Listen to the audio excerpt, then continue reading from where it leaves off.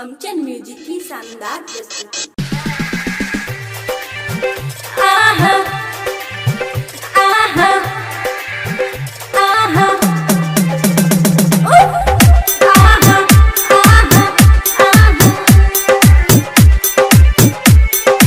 Recording studio Saharsa. DJ Raju बेरी चौक सैया हमर लफंग रोज करैया तो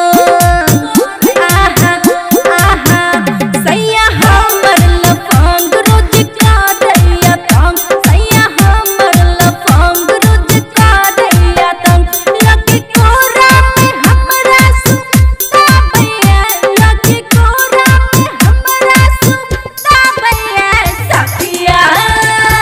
सखिया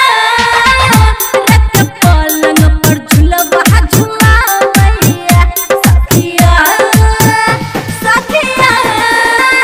रत पलंग पर झुलवा झुलावैया सखिया।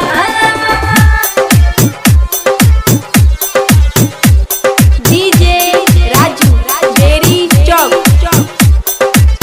तंग भगेलू हम ओकरा आदत से मिलते मौका आबई धलहि उ चट से कोना कहूं केते सहूं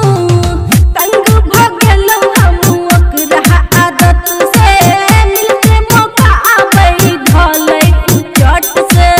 हे मोर साखी सैया पे दर्दी पीबै नहीं कहिया दूध में हरदी दिन रात झूठो के फुसलाबै छै दिन रात झूठो के फुसलाबै छै सखिया सखिया रत के पलंग पर झुलवा झुलाबै छै सखिया। रिकॉर्डिंग बाय गुड्डू छैला बिहारी। डीजे राजू बेरी चौक कामो नहीं करे घुसल रहे उ घर में चर्चा चले पूरा गाँव नगर में सैया हमर भेटल डंगर कामो नहीं करे घुसल रहे उ घर में चर्चा चले पूरा गाँव शहर में मारे ताना हमरा खुशी हसैया देख के राइटर सासी सखन बात में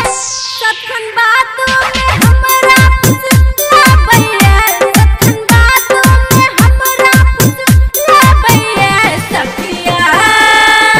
सखिया रत के पलंग पर झुलवा झुलाबै